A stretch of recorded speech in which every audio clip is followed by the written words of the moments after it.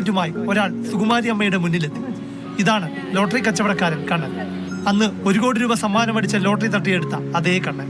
സാധാരണ വഞ്ചിക്കപ്പെടുന്നവർ ചതിച്ചയാളുമായി ശത്രുതയിലാകുന്നതാണ് പതിവ്.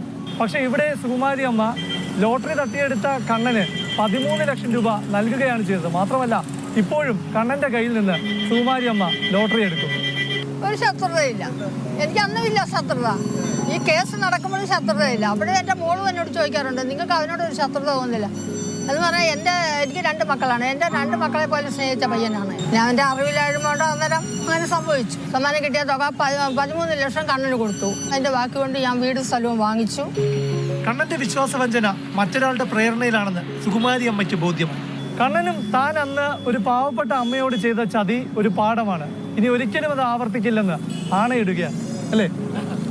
ഞാൻ ചെയ്തു പോയോ? ചെയ്തു പോയി. തെറ്റായി പോയോ? തെറ്റായി പോയോ?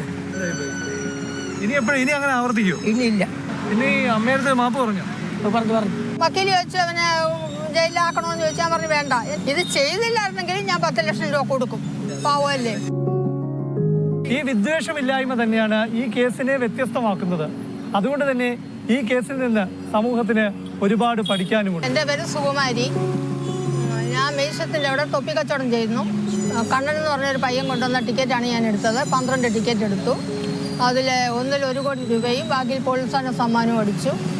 അത് ആ പയ്യൻ്റെ 60 രൂപ കൊണ്ട് അവൻ എടുത്തുകൊണ്ട് പോയി. കേസ് നടത്തി വിജയിച്ച ഒരുപാട് പേരുടെ കഥകൾ നമ്മൾ കേട്ടിട്ടുണ്ട്. അതിൽ നിന്നെല്ലാം വ്യത്യസ്തമാണ് തിരുവനന്തപുരത്തെ മ്യൂസിയം കവാടത്തിൽ വഴിയോര കച്ചവടം നടത്തുന്ന സുകുമാരി അമ്മയുടെ കഥ. 1 വർഷം മുൻപാണ് സുകുമാരി അമ്മ ഇവിടെ വെച്ച് ഒരു ലോട്ടറി എടുക്കുന്നത്. അന്ന് സുകുമാരി അമ്മ പറഞ്ഞ വേദനിക്കുന്ന വാക്കുകൾ ആദ്യം കേൾക്കാം. എനിക്കൊരു വീടോ സ്ഥലമോ ഒന്നുമില്ല. വീട് വെച്ച് ആ കുര കയറി കിടക്കാൻ എന്നുള്ള ആഗ്രഹമേ. 34, 88, 22 നമ്പർ ടിക്കറ്റ് ഞാൻ എടുക്കുന്നു. പേര് കണ്ണൻ. നടന്നു വിൽക്കുന്ന ആളാണ്. ലോട്ടറി കച്ചവടക്കാരൻ കണ്ണൻ സുകുമാരി അമ്മയ്ക്ക് മകനെ പോലെയായിരുന്നു. പക്ഷേ ഒരു നിർഭാഗ്യ നിമിഷത്തിൽ ആ വിശ്വാസം കണ്ണൻ തിരിച്ചു പാലിച്ചില്ല. ടിക്കറ്റ് എടുത്തിട്ട് 500 രൂപ പ്രൈസ് ഉള്ളെന്ന് പറഞ്ഞ് കണ്ണൻ എടുത്തുകൊണ്ട് പോയിട്ട് പാളയത്ത് കൊണ്ടുവന്നിട്ട് അവിടെ ലഡുവൊക്കെ വാങ്ങിച്ചു കൊടുത്തു. ഇങ്ങനെ വീശത്തൊരാളെടുത്ത ടിക്കറ്റാണ്. അവർ പൈസ തരാത്തതുകൊണ്ട് ഞാൻ എടുത്തുകൊണ്ട് വന്നു. അവൻ 1 കോടി അടിച്ചെന്ന് പറഞ്ഞ് ഒപ്പിട്ട് അവൻ്റെ ബാങ്കിൽ കൊടുത്തു. എന്നിട്ടും ഈ അമ്മ പതറിയില്ല. പോലീസിന്റെ സഹായത്തോടെ ലോട്ടറി തിരിച്ചു കിട്ടി. കേസ് നടത്തി. സമ്മാനത്തുക കയ്യിലെത്തി. കോടതി കേസായി.